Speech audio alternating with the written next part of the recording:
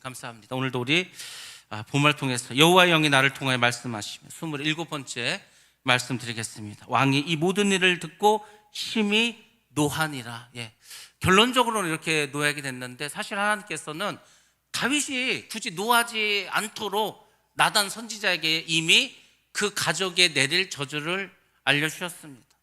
그러면 다윗이 정말 성령 충만하고 믿음의 사람이었다면 자기의 죄로 인해서 이러한 일이 벌어질 것을 알았더라면 기도했어야 됩니다. 자녀들을 불러놓고 너희들에게 이런 일이 일어난다고 하니까 절대로 너희들 범죄하지 말고 믿음으로 살으라고. 하나님께서 우리에게 뭔가를 말씀해 주지 않습니까? 그것은 다른 게 아니고 준비하고 대비하라는 겁니다. 우리가 요한계시록에 보면은 이 땅에 많은 환난과 재앙이 있다고 그렇게 말씀해 주시면 저는 반드시 있을 거라고 그렇게 믿고 있습니다. 왜 우리에게 그런 말씀을 주셨을까? 준비하고 대비하라는 겁니다.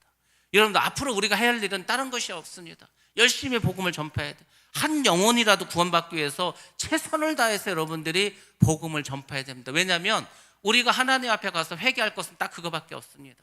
계산을 할 때, 회개를 할 때 다른 것으로 하는 게 아니고 네가 얼만큼 정말 많은 영혼을 주님 앞으로 인도하는 힘쓰가 있었냐, 이걸로만 평가합니다. 헌금 얼마 했냐, 교회에서 무슨 어떤 직분을 가지고 어떤 일 했냐, 이건 평가의 대상이 아닙니다. 평가의 대상은 주님께서 마지막 주신 말씀 땅끝까지 이뤄 내 증인 되리라, 복음 전파한 것만 카운트가 됩니다. 여러분들이 한 50년 교회 다녔어. 한 명도 전도하지도 않고 한 번도 복음을 전파한 적 없어. 주님 앞에 가면 여러분의 공적은 제로입니다. 아무것도 한 게 없어. 그 복음 전파 여러분이 할 일이죠. 그것을 말씀해 주셨어. 마지막 때 이런 일이 있을 거야. 그럼 다윗도 마찬가지죠. 나단 선지자가 와서 왕의 가족에게, 자식들에게 이런 일들이 벌어질 거라고 알려준 거 아닙니까? 그럼 대비를 했어야지. 그런 일이 일어나지 않도록 준비해야 되지 않았겠습니까? 다윗이 그걸 하지 못했어. 결국은 그 저주를 전부 다 두들겨 맞고 맙니다. 지금도 마찬가지라니까. 요한계시록에서 미리 알려주시고 경고해 주신 것은 준비하고 대비하라는 거죠. 그런 일이 벌어질 때 우리가 믿음을 지킬 수 있도록 복음을 전파하시고, 여러분 지금 할 일이 뭔지 아십니까?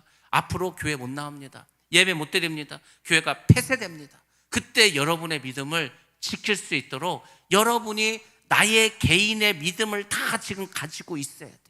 혼자 신앙생활하는 게 쉬울 것 같습니까? 어렵습니다. 그러니까 내가 혼자서도 예배 드릴 수 있는 그 마음의 준비를 하시고 대비하셔야 되는 거예요. 성령 충만하지 않고서는 이를 감당할 수가 없습니다. 그러니까 여러분들 다른 거 생각하지 마시고 두 가지만 생각하시기 바랍니다. 내가 어찌하든 복음을 전파하리라. 또 하나는 뭐라고 했습니까? 내가 혼자 예배 드릴 수 있을 만큼 내 믿음을 성숙시키리라. 이것을 잘 마음에 담으시고 오늘 말씀을 보시기 바랍니다. 오늘 말씀은 참 제가 말씀을 준비하면서도 정말 마음이 아프고 가슴이 아팠습니다. 왜 이런 일이 벌어졌을까? 이런 일이 벌어지지 않을 수도 있었는데 왜 결국은 이런 일이 벌어질 수밖에 없었을까? 근데 우리도 마찬가지지 않습니까? 뻔히 하나님 말씀을 주셨는데도, 그것을 알면서도 그 말씀을 믿지도 않고 지키지도 않아서 결국은 멸망의 길로 간 사람이 너무나 많아. 그렇게 변화되라고, 그렇게 거듭나라고, 그렇게 성령 충만하라고 그렇게 말을 했는데도 전혀 듣지도 않아. 그리고 멸망을 당해. 얼마나 어리석은 일입니까? 그러니까 여러분들이 오늘 말씀을 잘 들으시고 변하시기 바랍니다. 거듭나시기 바랍니다. 그러면 하나님 역사를 이룰 줄로 믿습니다.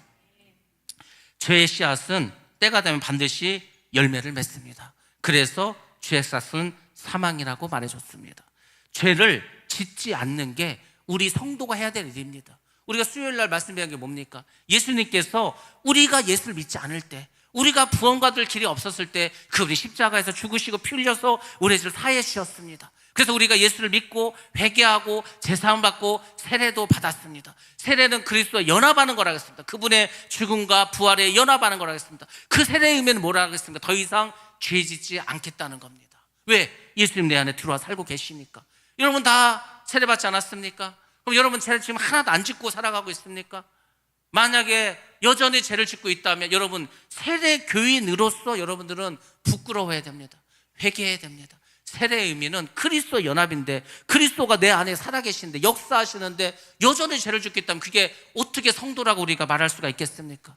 교회 오래 단다고, 교회에서 많은 일을 한다고 성도가 되는 게 아니고 말씀에 순종하고 말씀대로 살아가는 것이 성도의 삶이라는 겁니다. 사무엘하 13장은 다윗의 아들 암논의 이야기가 나옵니다. 이 암논이 다윗의 큰 아들이었습니다. 근데 이 암논이 자기 누이 동생 다말을 사랑합니다. 자기는 사랑한다고 했는데 사랑이 아니고 정욕이었습니다. 그리고 결국은 다말을 범하고 맙니다.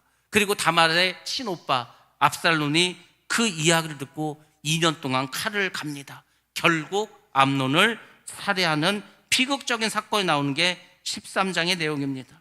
이것은 사울 집안과의 전쟁 후에 다윗 집안 내부에서 발생한 심각한 도덕적인 붕괴였고 가정의 비극을 보여주는 것입니다. 제가 말씀드리지 않았습니까? 공공의 적이 사라지면 내분이 일어난다고. 결국 다윗의 가족들에게서 내분이 일어나고 말았습니다. 또 이 사건은 개인의 죄가 어떻게 가문 전체에 파괴적인 결과를 가져오는지, 공동체를 어떻게 파괴시키는지를 보여주고 있습니다. 분명히 죄는 다윗이라는 한 사람이 지었습니다. 그 한 사람의 죄로 인해서 그 자식들에서 피비린내 나는 그런 어떤 집안의 저주가 임하고 말았습니다. 그리고 그것은 이스라엘을 뿌리채 흔들리는, 한 사회를 흔들리는, 한 나라를 흔들리는 악영향을 주고 말았습니다. 여러분, 죄는 언제나 작은 씨앗에서 시작이 됩니다. 그렇지만 그것을 방치하면 파괴적인 열매가 되는 겁니다. 뚝이 무너질 때 한 번에 무너지는 게 아니야. 작은 틈이 생겨. 개미 구멍만한 게 생겨. 거기서 물이 쫄쫄쫄쫄 나와. 그래서 점점 커집니다. 그리고 결국은 무너지고 뚝이 터지는 겁니다. 그래서 결국은 멸망당하는 겁니다. 다윗의 죄가 사무엘하 11장에서 우리가 다 보고 들었습니다. 근데 여러분들, 이제 그 저주가 아들들 앞에서, 아들들 세대에서 계속해서 반복되지 않습니까? 저주는 3, 4대를 내려간다고 성경에서 말씀해 주셨습니다. 그러니까 여러분의 죄로 인해서 여러분의 자녀들이 고통당하지 않으려면 여러분들 대에서 이 저주를 끊어야 됩니다. 여러분이 짓지 않은, 여러분의 조상이 지은 죄 때문에 여러분이 저주 안에 있다면 여러분이 그걸 끊으셔야 됩니다. 왜 저주 안에 있습니까? 예수를 믿으면 그 저주에서 해방돼야 되지 않겠습니까? 아니, 하나님께서 우리에게 그렇게 죄에서 벗어날 수 있는 길을 다 열어주셨는데 여전히 그 죄 안에서, 그 저주 안에 있다면 누구 잘못이겠습니까?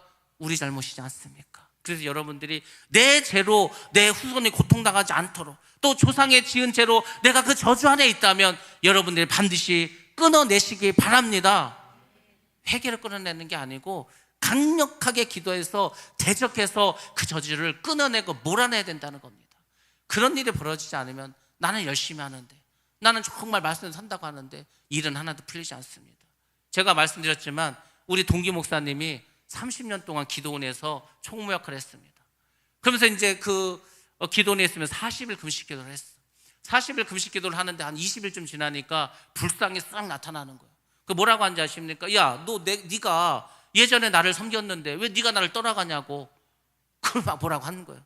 또 조금 지나니까 또 이상한 귀신들이 나타나서 야, 네가 나를 섬겼는데 왜 네가 나를 떠나냐고.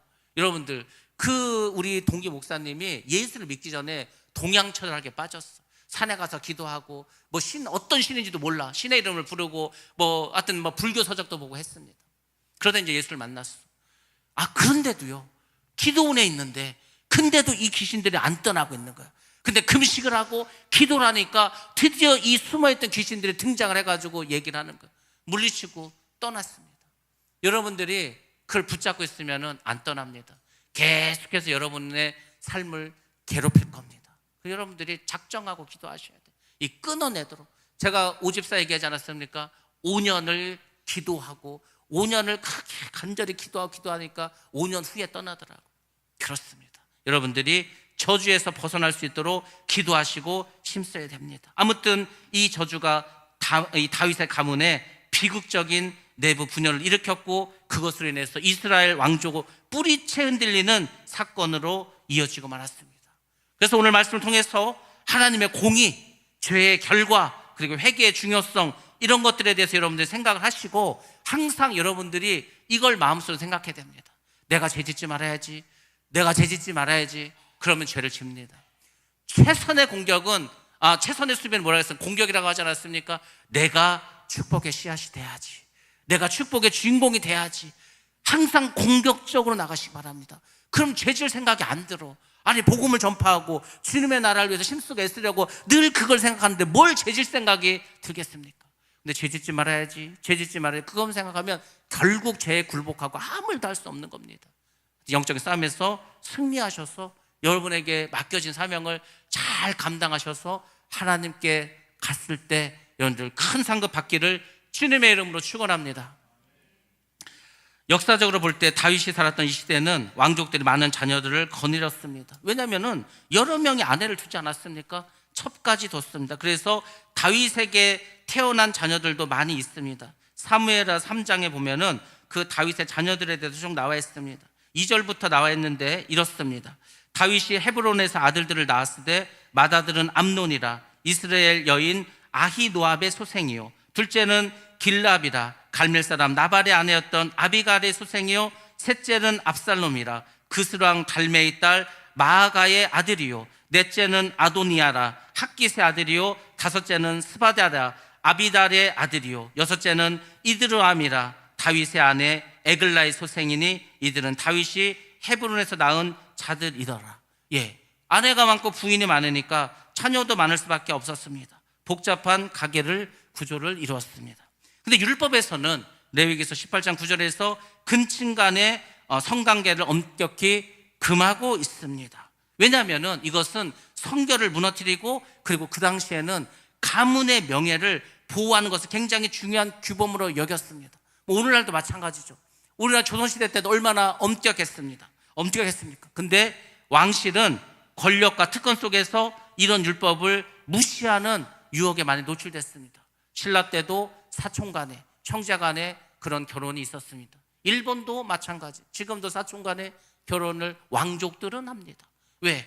왕의 순수한 전통을 지켜야 된다고 했어요. 근데 그것은 하나님께서 율법적으로 전부 다 금기했던 겁니다. 아무튼 고대 근대 사회에서 여인의 정적은, 이 정절은 가문 전체의 명예와 직결되는 아주 중요한 문제였습니다. 근데 그 가문의 딸이 강간을 당했다. 전쟁이 일어나는 거죠. 가문 간의 전쟁이 일어나는 겁니다. 야곱도 그렇지 않았습니까? 야곱 딸이 강간을 당했어. 세겜 다 족속들 죽이지 않았습니까? 그러한 일들이 부지간에 계속 일어났습니다. 가족과 부족 간의 심한 갈등을 초래하는 사건들이었습니다. 그래서 이 사건은 단순한 성범죄를 넘어서 이 왕가의 권위를 무너뜨리고 형제 간의 사륙이 벌어지고 국가적인 불안정으로 이어지고 말았습니다. 작은 구멍이 뚝을 무너뜨렸다니까요. 그래서 죄를 여러분들이 항상 생각할 때마다 작은 죄도 용납해서는 안 됩니다. 여러분들 집에 가셔서 사무엘하 13장 전체를 한번 읽어보시고 여러분 스스로가 깨닫는 부분이 뭔가를 기억하셔서 항상 그 마음속에 묵상하셔야 됩니다. 자, 오늘 말씀에 1절부터 14절은 암논의 죄에 대해서 이제 말해주고 있습니다. 이 암논이 육체의 욕망에 사로잡혔습니다. 자, 그래서 어떤 일이 일어났는가? 사무엘하 13장 2절 말씀만 봅니다. 시작. 그는 처녀이므로 어찌할 수 없는 줄을 알고 암논이 그의 누이 다말 때문에 우라로 말미암아 병이 되니라. 아멘. 아멘. 자기 딴에는 너무 사랑해서 병이 났어. 삼삭병이 났어. 아주 막 죽을 것 같아. 이런 병이 나고 말았습니다.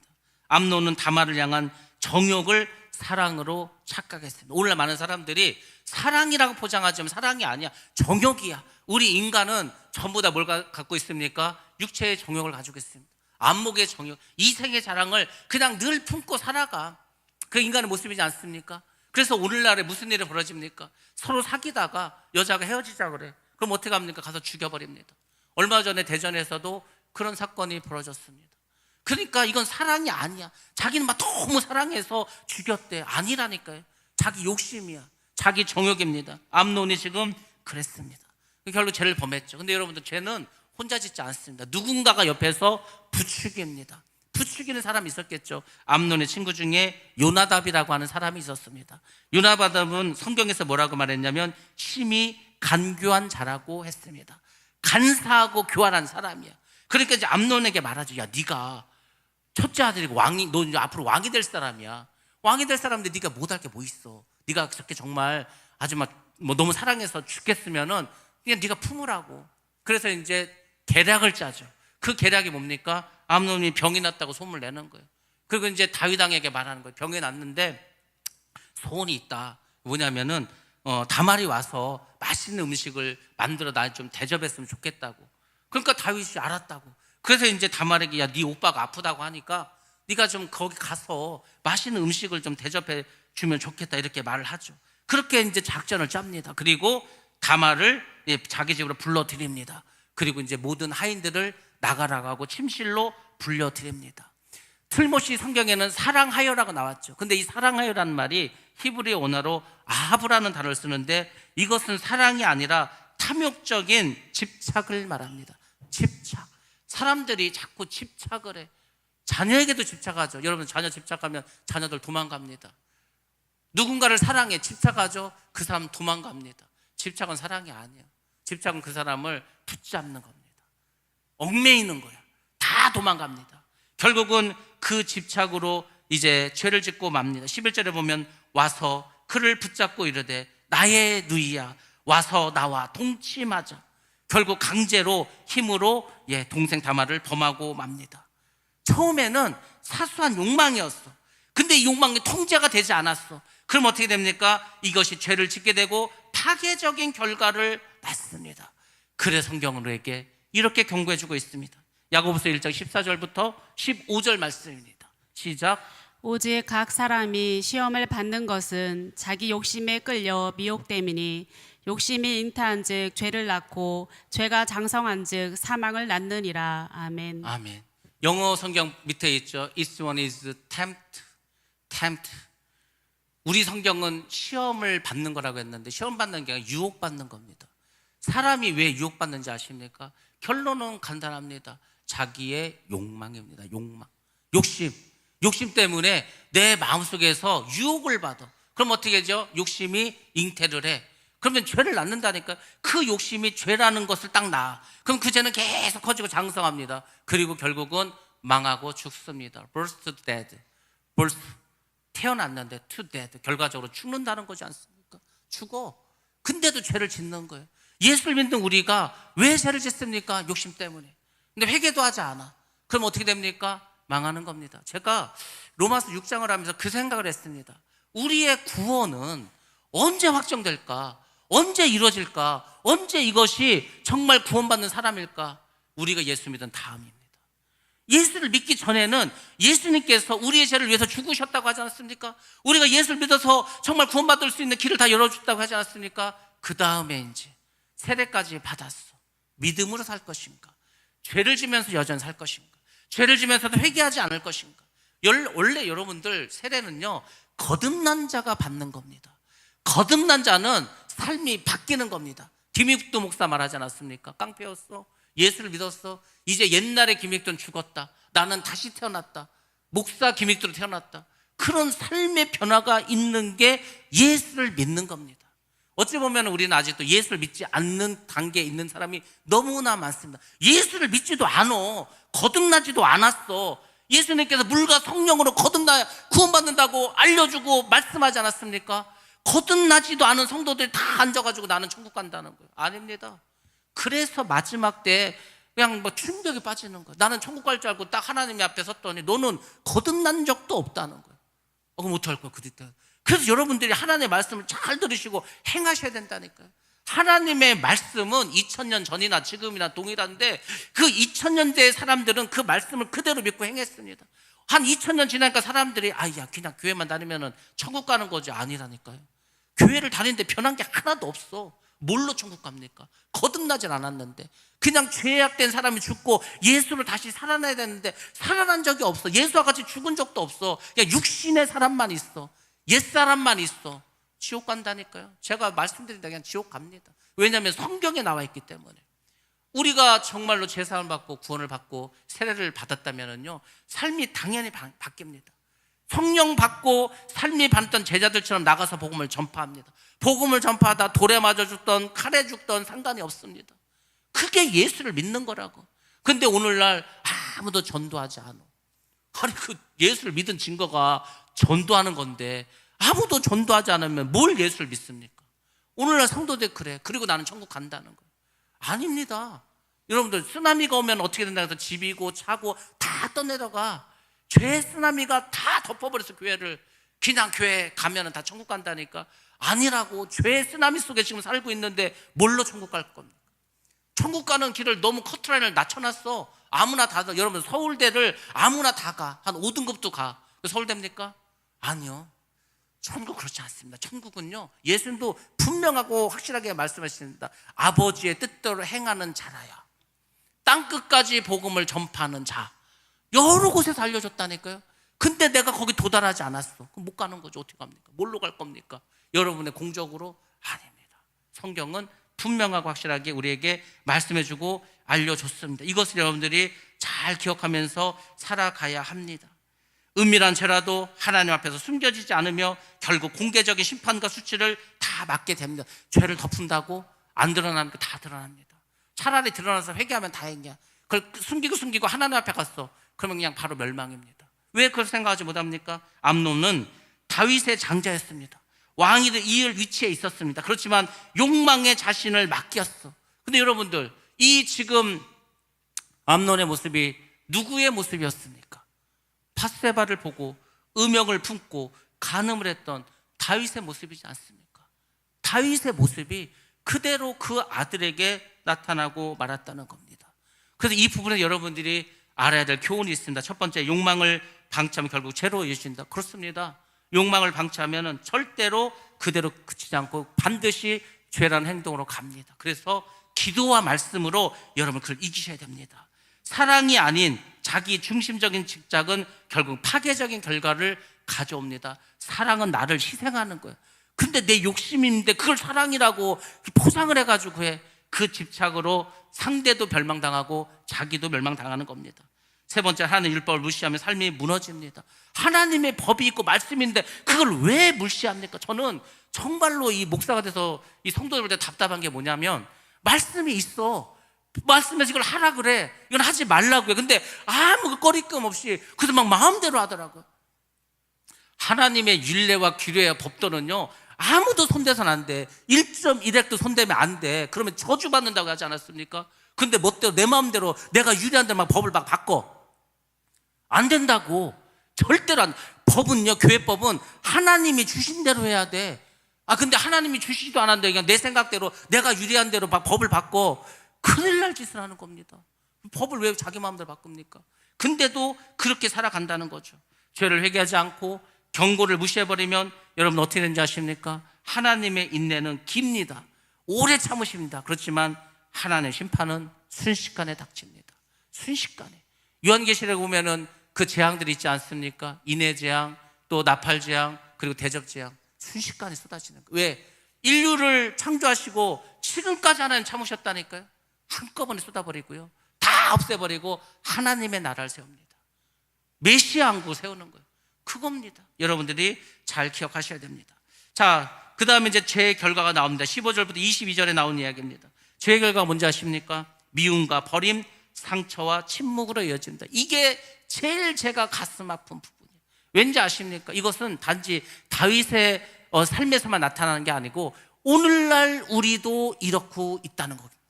그래서 우리가 지금 이 문제를 해결하지 않으면요, 우리에게 부흥과 성장은 없습니다.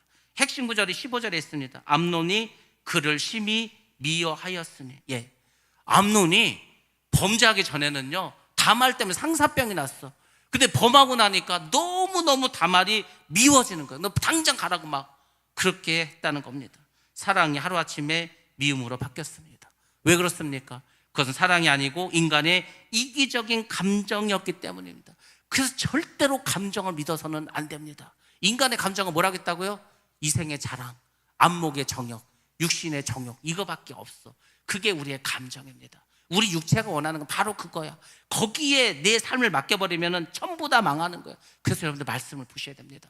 말씀을 들으셔야 됩니다. 기도하셔야 됩니다. 성령의 음성을 들어야 돼. 그래야 그 죄에서 벗어날 수가 있어. 그게 아니면 죄를 밥 먹듯이 질 수밖에 없습니다.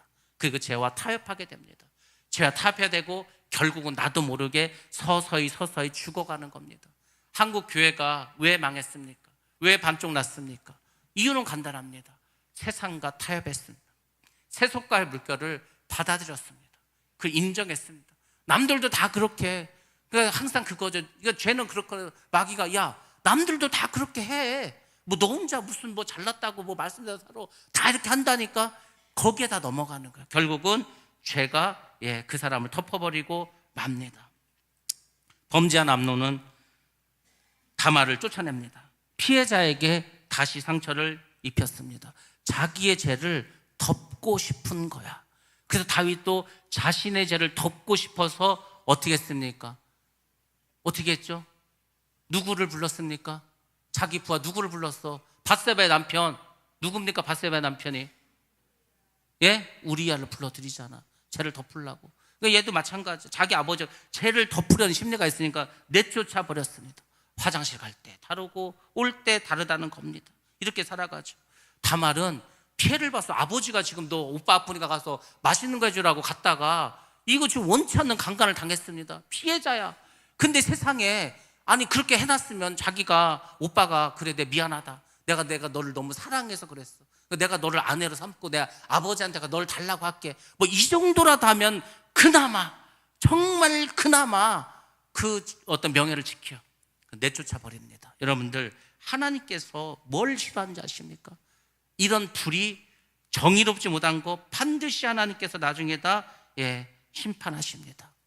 요한계시록에 보면은 하나님의 보좌 아래서 그 사람들이 죽음을 당한 사람 신원하는 모습이 나오죠. 억울한 피를 흘린 사람들이 있습니다. 이 사람들의 신원을 하나님이 들어주신다고.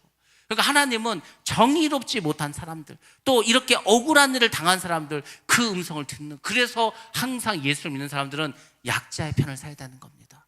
과부와 고아와 객에게 먹을 것을 주고 대접하고 그들이 따뜻하게 잘 수 있도록 보살펴 줘야 되는 거예요. 그 마태복음에서 비유한 마지막 세 번째 염소와 양을 가르지 않습니까? 염소와 양을 가르는 기준은 이거를 보는 거예요. 너희들이 소자, 연약한 자, 약한 자, 먹을 거 없는 사람 도와줬냐? 안 했냐? 그거 가지고 가릅니다. 그 앞에서는 알곡과 쭉정을 가르죠. 알곡과 쭉정이 이미 갈라놨습니다. 코로나를 통해서. 이제 마지막 때 주님 오시면은 그거를 가르는 거예요. 너희들 정말로 연약한 자, 약한 자. 하나님의 마음은 거기에 가 있어. 지금도요, 이 선교제는 먹을 게 없어서 진짜 먹을 게 없다니까요. 아예 없어. 진짜 없어. 우리처럼 소나무라도 뜯어먹었는데 그것도 없어. 맞습니다. 그들을 외면해? 그들의 가난과 그들의 부족함을 우리가 외면해? 그러면은요, 여러분들 그 하나님의 심판되든지 거기도 우리는 할 얘기가 없는 겁니다. 해준 게 없기 때문에. 여러분들 잘 기억하시고 우리가 어떻게 살아가야 되는 것을 반드시 기억하셔야 됩니다. 다말은 결국 어떻게 했습니까? 상처를 받았는데, 피해자인데 더 큰 상처를 입고 자기 옷을 찢어버립니다. 죄를 이 머리에 무릅쓰고 통곡을 합니다. 처녀로서의 명예를 상실했음을 상징합니다. 인생이 하루아침에 나락으로 떨어지지 않았습니까? 자기의 꿈도 자기의 삶도 그냥 다 무너지고 말았습니다. 다말의 오빠 압살론이 그 얘기를 들었습니다. 잠잠히 속으로만 분노를 키웁니다. 당장은 자기가 암논을 이길 힘이 없어. 그리고 결국은 어떻게 합니까? 살인까지 이어지고 맙니다. 다윗도 이 이야기를 듣습니다. 다윗 왕이 어떻게 하는지 아시고, 오늘 본 말씀 이거죠. 그 얘기를 듣고 화를 냈습니다. 근데 화를 내는 게 중요한 아니고 그 다음에 조치를 취했어야 돼.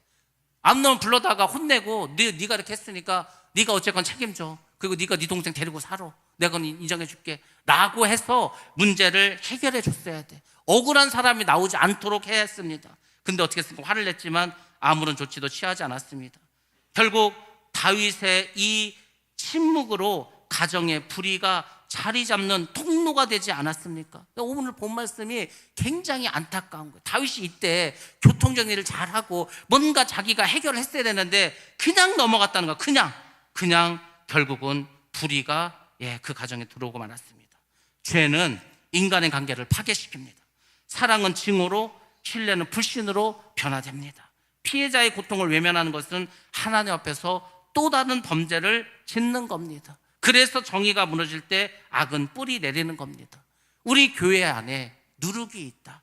우리 교회 안에 뭔가 문제가 있다. 불합리한 게 있다. 그럼 여러분들 그것을 가만히 둬서는 안 됩니다. 그것을 어쨌건 고쳐야 된다는 겁니다. 왠지 아십니까? 그것 때문에 상처받는 사람이 있습니다. 그것 때문에 불신하는 사람이 있습니다. 그것 때문에 교회를 떠나는 사람도 있습니다. 우리 교회는요, 그런 것 같아. 뭔가 문제가 있고 잘못된 게 있어. 근데 아무도 말하지 않아. 그냥 놔둬. 나중에 커지고 곪고 그리고 결국 터져버려. 그러면 이제 그때는요, 이게 회복하기 힘듭니다. 그 전에 해결했어야지. 그 전에 말했어야지. 그 전에 우리가 이런 게 좀 문제가 있지 않습니까? 이것을 우리가 시정해야 되지 않겠습니까? 용기를 내서 말해야 되는데 침묵합니다. 침묵도 죄입니다, 여러분. 왜 잘못된 것을 보고만 있습니까? 왜 잘못됐다고 그것을 말하고서 고칠 생각을 하지 않습니까? 잘못된 관행, 불합리한 거 제거하지 않으면 교회 성장하지 않습니다. 더 이상 부흥하지도 않습니다. 왜? 아내가 썩었는데, 아내가 건강하지 않는데, 아니 이미 상처받았는데 뭔 성장을 하겠습니까? 성장은 세포가 건강해야 성장하는 겁니다. 세포가 병들어서 암이 걸리려고 하는데 무슨 성장을 하겠습니까? 그래서 여러분들이 교회의 정의도 생각하셔야 됩니다. 그렇지 않으면요, 변화되지 않습니다. 침묵하는 것, 죄라는 것을 기억하시기 바랍니다.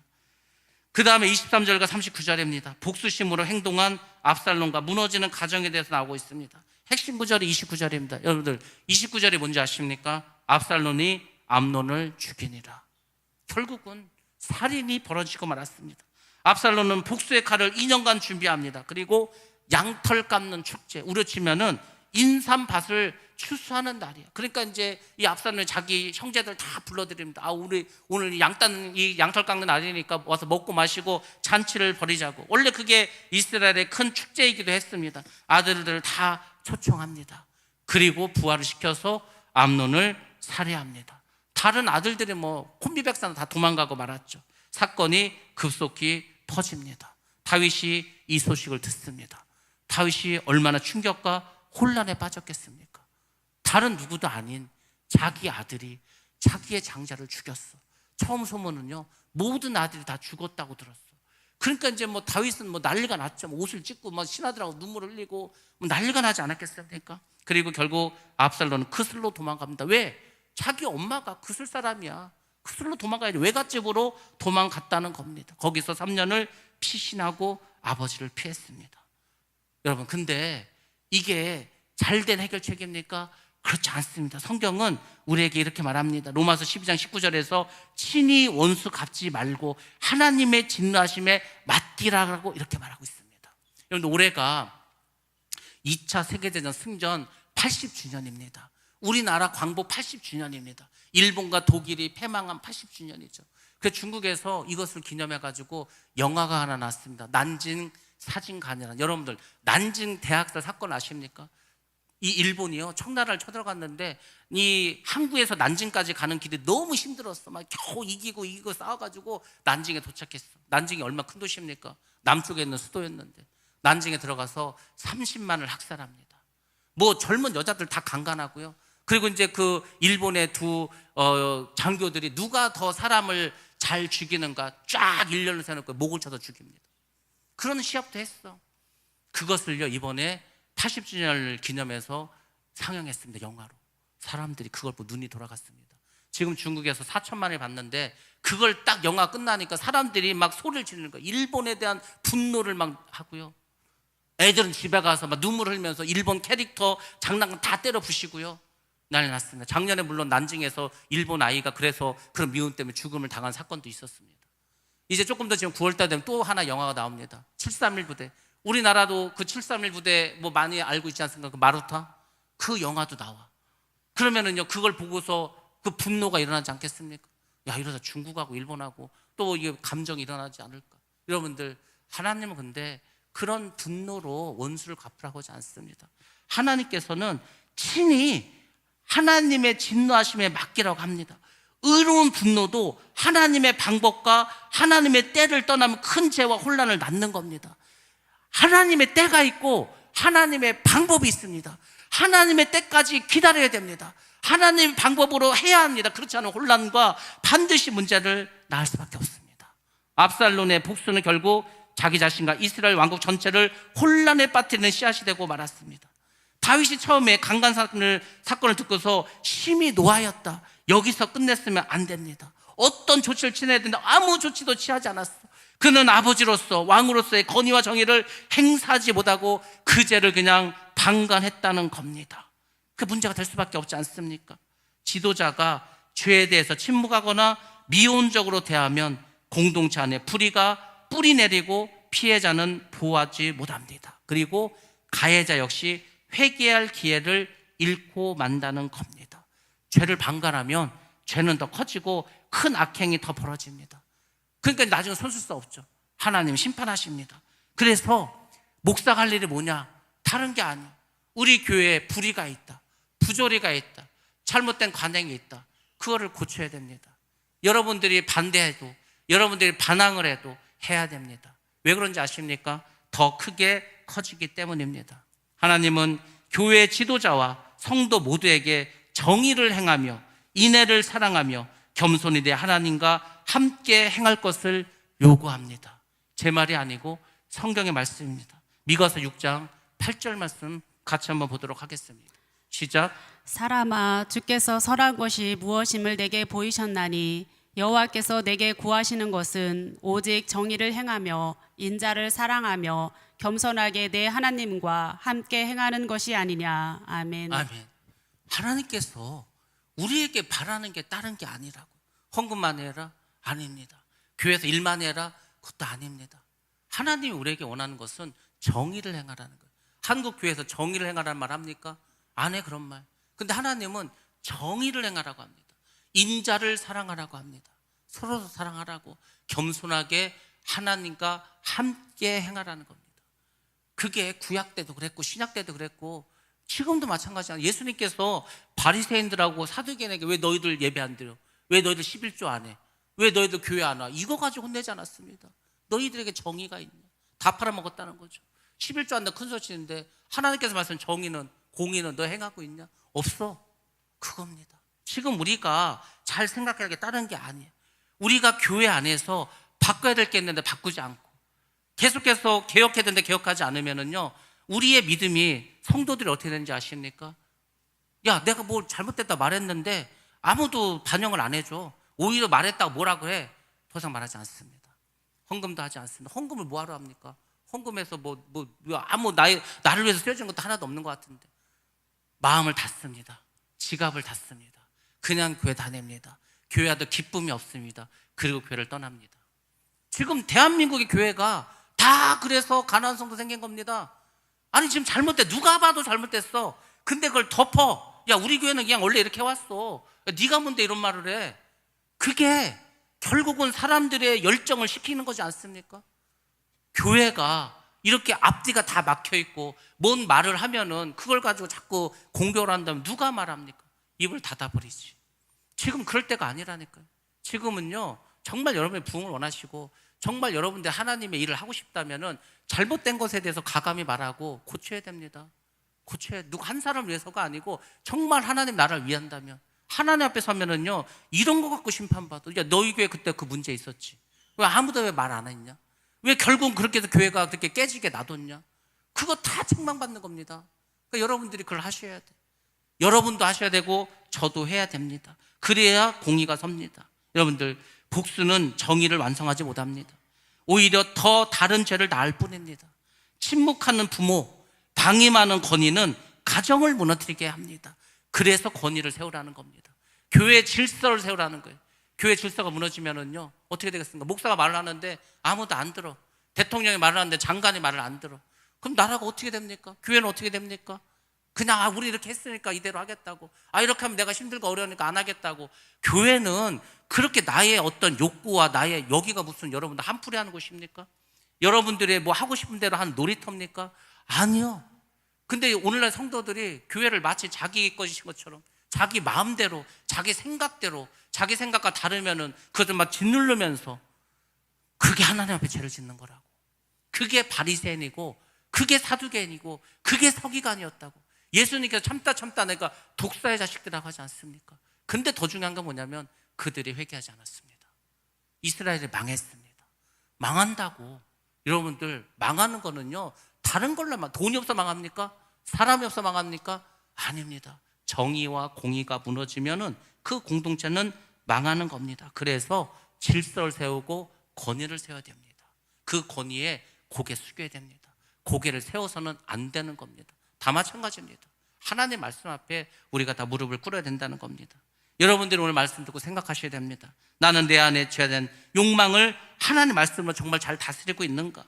내 가정과 교회 안에서 벌어지는 문제에 대해서 외면하거나 침묵하고 있지는 않은가? 또 정당한 분노가 죄가 되지 않도록 하나님의 방법으로 해결하고 있는가? 나와 자녀 간의 관계, 성도 간의 관계, 이 안에 하나님의 공의는 살아있는가? 피해자 아픔을 어떻게 치유하고 회복하고 있는가? 교회 안에서 누군가에 의해서 누군가가 상처받고 있다면 그 상처를 도와주고 고쳐주고 회복시켜주고 있는가? 아니면 상처를 더 강하게 하고 있는가를 여러분 모두가 생각해야 됩니다.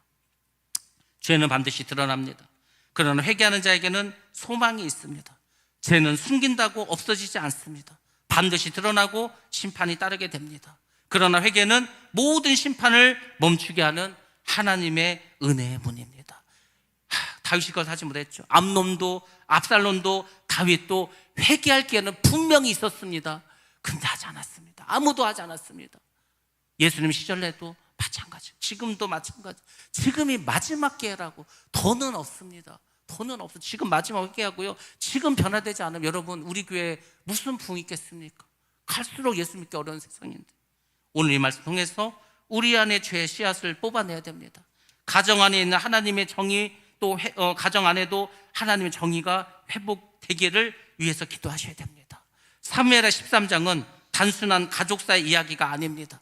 죄와 불의 그리고 침묵이 어떻게 하나님의 백성의 공동체를 붕괴시키는 것을 보여주는 사건들이었습니다. 욕망은 사랑이 아니며 복수는 정의가 아닙니다.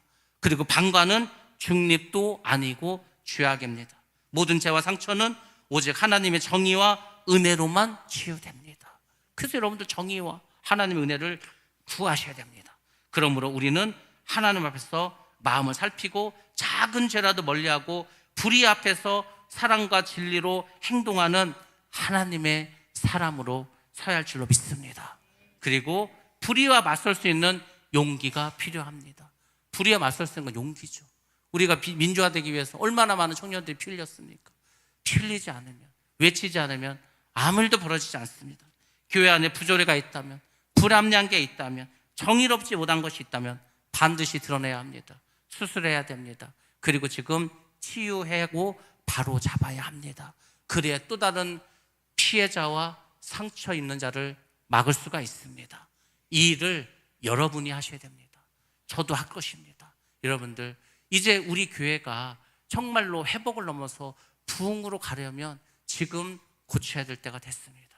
지금이 때입니다. 하나님의 방법으로 여러분이 기도하시고 지혜를 모아서 어떻게 하면 우리 교회가 정말 정의가 바로 서고 하나님의 질서가 바로 세워지고 하나님이 원하시고 기뻐하는 교회가 될까? 나의 생각과 나의 욕심과 내가 하고 싶은 일을 하는 그런 교회가 아니라 내가 어떻게 하면 더 하나님의 일을 하나님 기뻐하는 그런 사람 될까를 다 고민하시기 바랍니다. 그리고 올 10월에는 우리가 재직회로 모일 겁니다. 그 재직회 때 우리가 고쳐야 될 것, 우리가 새로워질 것에 대해서 정말 여러분들이 과감없이 말하시고 고치셔야 됩니다. 그리고 12월 공동의회에서 그것을 모두 다 정관으로 세우고 고치고 율례와 규례와 법도로 만들어서 우리 스스로가 하나님께 드려야 합니다. 그러면 우리에게 소망이 있습니다. 근데 그렇지 않으면 이제 우리에게는 더 이상 소망이 없습니다. 잘 기억하시고 여러분들 변화되시기 바랍니다. 새로워되시기 바랍니다. 내가 안 하면 아무도 안 한다. 그 마음을 가지시고 여러분들 다시금 주님을 향한 열정으로, 구령의 열정으로 나가서 증거하시기 바랍니다. 교회 안에 모든 것들은 저와 우리 장로님들 또 중직들이 여러분들이 정말 일 잘할 수 있도록 최선을 다해서 고치고 바꾸도록 하겠습니다. 여러분들 우리 교회를 위해서 기도하시고 또 저와 교회 일꾼들을 위해서, 지도자를 위해서 기도하시기 바랍니다. 그것이 오늘 우리에게 주시는 하나님의 뜻인 줄로 믿습니다. 하나님 교회 공동체가 되시기를 주의 이름으로 축원합니다.